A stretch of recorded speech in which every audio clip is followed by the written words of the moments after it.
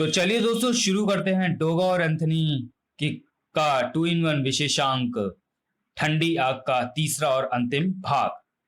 दहाड़ पड़ा एंथनी। मैं तुझे पहली और आखिरी बार कह रहा हूं प्रिंस, चेतावनी दे रहा हूं तुझे कि मेरा काम खामोशी से कर लेने दे।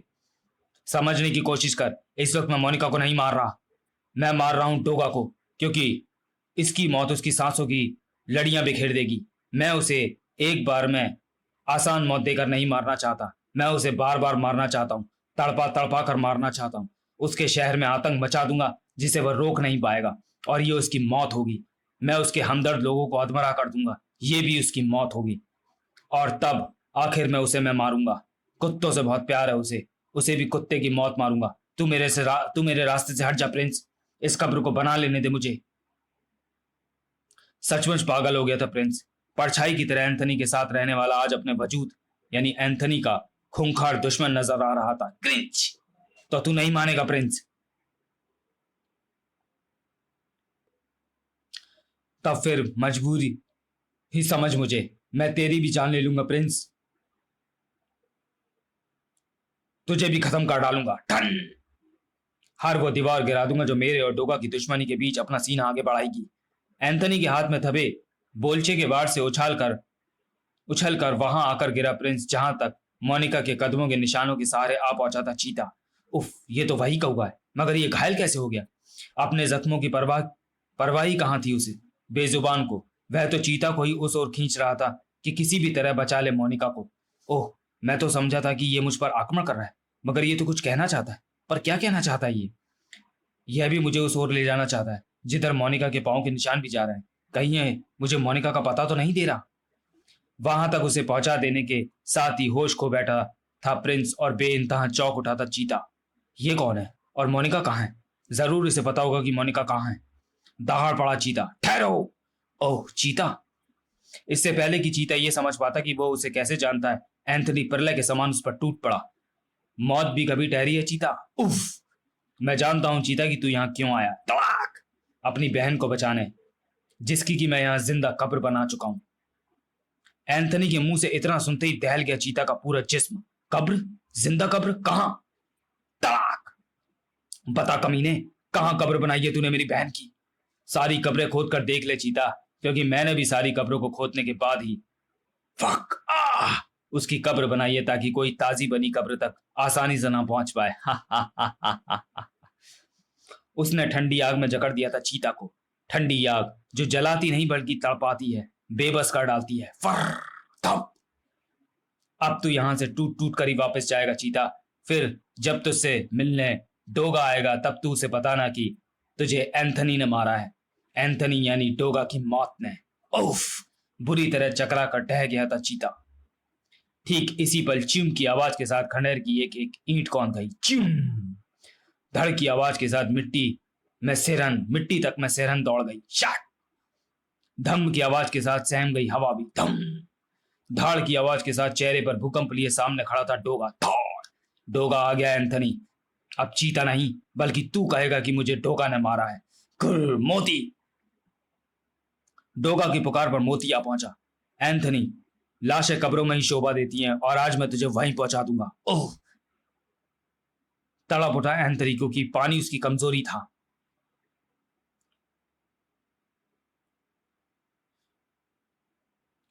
पानी को देखकर दहशत से भर उठता था एंथनी। दिमाग की समस्त नसें झंझना उठती थीं। आह नहीं! आंखों के आगे नाच उठते थे वो दृश्य जब पानी में डूबकर तड़प तड़प कर दम छोड़ बैठा था वो। हाइड्रोफोबिया का शिकार वह आज तक भी था, और डोगा उससे हुई पिछली टक्कर के कारण उसका यह रहस्य जानता था। अब उसके होठों पर सिर्फ एक ही नाम था। प्रिंस! मुझे बचा प्रिंस, रोक इन्हें वरना मेरा बदला अधूरा रह जाएगा। घायल प्रिंस उसकी आवाज सुन भी रहा था या नहीं? हाइड्रोफोबिया मतलब जलांतक यानी पानी से डरने का रोग। पानी के सामने विवश था एंथनी, और विवश थी उसकी सारी शक्तियां। तेरी एक कब्र नहीं बनाऊंगा एंथनी, तेरे जिस्म के सैकड़ों टुकड़ों का पूरा कब्रिस्तान बनाऊंगा। थॉर! बीसियों कुत्तों के शोर से कांप उठी खंडहर की धरती। गर वुफ वुफ वुफ! वो देख, तेरी चमड़ी को उधेड़ने के लिए चली आ रही है मेरी कुत्ता फौज। भयानक ढंग से गुर्राते हुए कुत्ते। एंथनी! नहीं! प्रलंकारी हंसी होंठों पर लिए वह कह उठा डोगा। देख एंथनी, भोर का उजाला फैल रहा है। ये भोर तेरी दहशत में जी रहे लोगों के जहन से मौत का अंधेरा भी दूर कर देगी। क्योंकि आज तेरे शरीर की क्रियाएं शांत होते ही मैं तेरे इस जिस्म को जलाकर राख करने वाला हूं। नहीं। अपने मस्तिष्क को नियंत्रित करता लड़खड़ा हुआ उठ बैठा चीता भी। डोगा, मोनिका, उसे बचा लो, उस शैतान ने उसे किसी कब्र में बंद कर दिया है। मोनिका। चीता होश खो बैठा, मगर यह सुनते ही डोगा की धमनियों में बहता लहू जैसे उसकी कनपटियों पर बजने लगा। इधर बेजान होकर लुढ़क गया एंथनी का जिस्म और पागल सा हो गया डोगा। मोनिका को कब्र में बंद कर दिया तूने एंथनी। हत्यारे, बता कौन सी कब्र में बंद किया तूने उसे, बता कमीने। मगर डोगा जानता था कि अब 12 घंटों तक एंथनी की जुबान को भगवान भी नहीं खुलवा सकता।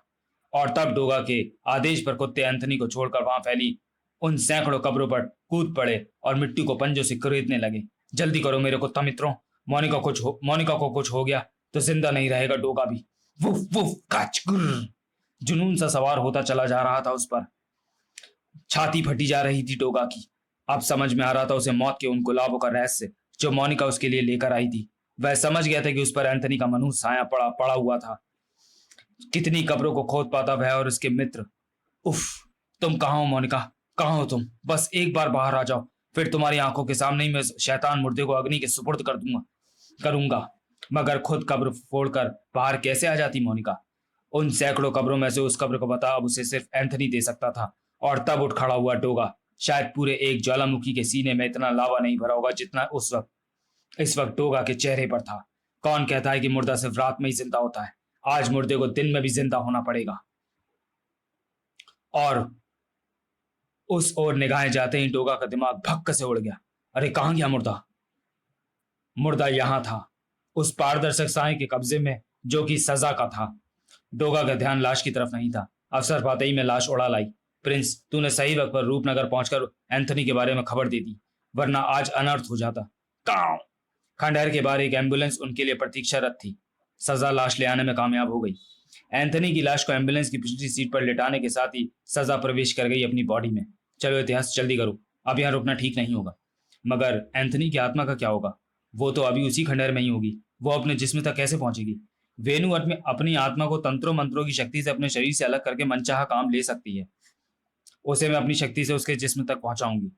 ओह, फिर तो रूपनगर से यहाँ आने का मकसद हल हो चुका है। अब जितनी जल्दी बॉर्डर क्रॉस करके रूपनगर पहुंच जाएंगे उतना ही अच्छा होगा। Ambulance RN252435।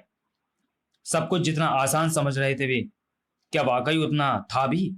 एंथनी की लाश को उस एम्बुलेंस में लेकर कौन भाग रहा है? RN2S2435। अदरक चाचा से वादा किया था मैंने कि एंथनी को वापस उसकी कब्र में रूपनगर नहीं पहुंचने दूंगा। मगर एम्बुलेंस का नंबर बता रहा है कि एंथनी को ले जाने की ये कोशिश वेणु और इतिहास की है, क्योंकि रूपनगर में उस मुर्दे के सबसे बड़े हमदर्द वही दोनों हैं। मगर पहले पुलिस कंट्रोल रूम को खबर देकर चेक पोस्ट पर इस एम्बुलेंस को रुकवाने की कोशिश भी मुझे करनी होगी। द्रुत वेग से दौड़ी जा रही एम्बुलेंस को अचानक इतिहास ने ब्रेक लगा दिए। क्या हुआ इतिहास? एम्बुलेंस रोक क्यों दी?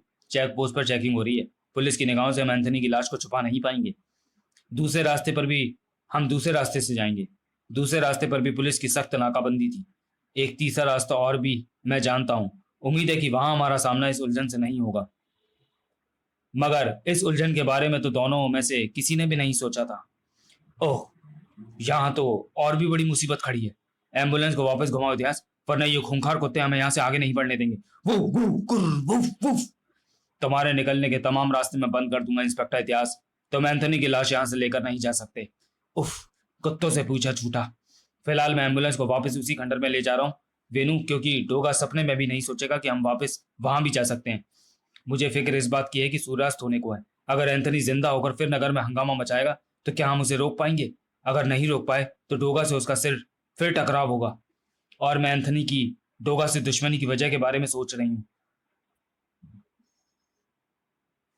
ये वजह जूली के अलावा और कोई नहीं हो सकती। जूली आज हॉस्पिटल में कोमा की हालत में है, जिसकी वजह है डोगा। क्योंकि नकली इंस्पेक्टर इतिहास को खत्म करने के लिए उस बिल्डिंग को ही डोगा ने उड़ा दिया था जिस पर जूली भी बंदी थी। मैंने उस वक्त सजा के रूप में जूली को बचा तो लिया था, मगर फिर भी मुझे उस तक पहुंचने में थोड़ी देर हो गई थी और शायद सिर पर चोट लगने के कारण ही वो कोमा में चली गई। उसकी इस हालत का जिम्मेदार एंथनी डोगा को ही मानता होगा। तभी गूंज उठा वह शक्तिशाली स्वर, ओह। मगर डोगा को आज तक भी नहीं मालूम था वेनु कि उस इमारत पर जूली भी बंधी थी। डोगा, डोगा। जानने के लिए पढ़ें पूर्व प्रकाशित विशेषांक मर्द और मुर्दा, जो कि इस चैनल पर वॉइस मोड में ऑलरेडी अपलोड है। मैंने तो उस वक्त सिर्फ वहां एंथनी को बंधे पाया था और यही सोचा था कि अगर मैं बिल्डिंग को उड़ा दूं तो एंथनी वहां से तुरंत टेलीपोर्ट होकर बच जाएगा, मरेगा सिर्फ नकली इंस्पेक्टर इतिहास। अगर मुझे यह मालूम होता कि वहां जूली भी बंधी है तो मैं हरगिज भी उस इमारत को उड़ाने की भूल ना करता। मगर यह बात एंथनी को किस तरह से समझाई जाए ताकि उसके सीने में भड़कती बदले की आग ठंडी हो जाए। उसके सीने में भड़कती आग बुझेगी मेरी मौत से। तूने ठीक कहा डोगा, अब यह आग तेरी मौत के साथ ही बुझेगी। डोगा तो मोनिका की मौत के साथ यूं भी मर गया। एंथनी, रुक जाओ एंथनी। एंथनी के हाथ अब इसके जिस्म को लाश बनाकर ही रुकेंगे। खनाक, थौड़, इसकी कब्र बनाकर ही लौटेगा अब एंथनी। डोगा को भी वैसे ही तड़पा तड़पा का मारने की सौगंध खाई थी उस वक्त मैंने जब जूली की हालत के विषय में मुझे प्रिंस ने बताया था। थम। क्यों डोगा, खूब तड़पाया ना मैंने तुझे? हा हा हा हा हा। आज तेरी उसी गन से मैं तेरे जिस्म कभी पर खच्चे ठीक वैसे ही उड़ा दूंगा जैसे तूने उस वक्त उस इमारत को उड़ा दिया था। सावधान डोगा। ट्रिगर पर कसने लगी थी एंथनी की उंगली की। ठहर जाओ एंथनी, अगर तुमने गोला दागा तो डोगा के साथ तो मेरे जिस्म के भी पर खच्चे उड़े पाओगे। सामने से हट जाओ इतिहास, मुझ पर खून सवार है। हाँ, हट जाओ इतिहास।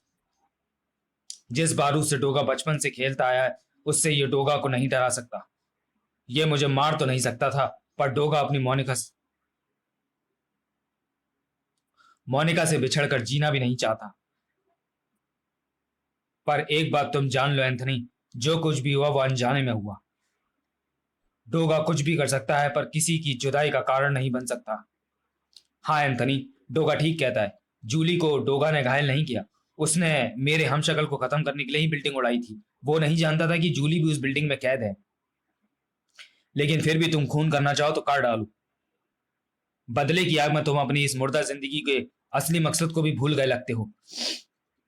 तुम भूल गए हो कि तुम्हारी अतरत आत्मा निर्दोष लोगों की जिंदगी बचाने के लिए और शैतान मुजरिमों को मौत देने के लिए ही दोबारा तुम्हारे जिस्म में लौटी है। डोगा के हाथों जो हुआ वह अनजाने में हुआ है। देखो, देखो इसे एंथनी। यह चाहता तो अपनी गन से तुम्हारे जिस्म के चिथड़े उड़ा देता, मगर इसने ऐसा ना करके गन गिरा दी। मुझे अफसोस है एंथनी कि तुम इसका भी मतलब नहीं समझे। इसका मतलब मैं तुम्हें समझाता हूं। इसका मतलब है बलिदान। क्योंकि हकीकत जानने के बाद यह खुद को जूली की हालत के लिए जिम्मेदार मानकर खुद को तुम्हारा गुनहगार मान रहा है। तुम इसे भले ही उड़ा दो एंथनी, मगर तब यह तुम्हारी हार होगी। हाँ, यह तुम्हारी हार होगी। जूली को इस हत्या का पता चलेगा तो वो कभी तुम्हें क्षमा नहीं करेगी, कभी नहीं। नहीं। और दूसरे ही पल गन एंथनी के हाथों से छूटकर गिर पड़ी। तुमने मुझे सचमुच एक बहुत बड़े गुनाह से बचा लिया इतिहास। मैं तुम्हारा गुनाहगार हूं डोगा। तुम जो चाहो मुझे सजा दे सकते हो। तुम्हारी सजा यही है कि तुम वापस लौट जाओ। ऐसे नहीं लौट सकता डोगा, ऐसे नहीं लौट सकता। इस बेगुनाह को तो मैं सौंप कर ही लौटूंगा। मोनिका, इस लॉकेट के कारण ये मेरे सम्मान से बंधी मेरा आदेश मानने पर विवश थी। ये जिंदा है डोगा। मैंने हवा की निकासी के लिए इसके ताबूत से ऊपर की जमीन तक के पाइप लगा रखा था, क्योंकि मेरी दुश्मनी तुमसे थी। मोनिका की जान मैं कैसे ले सकता था। आओ एंथनी, अब चलें।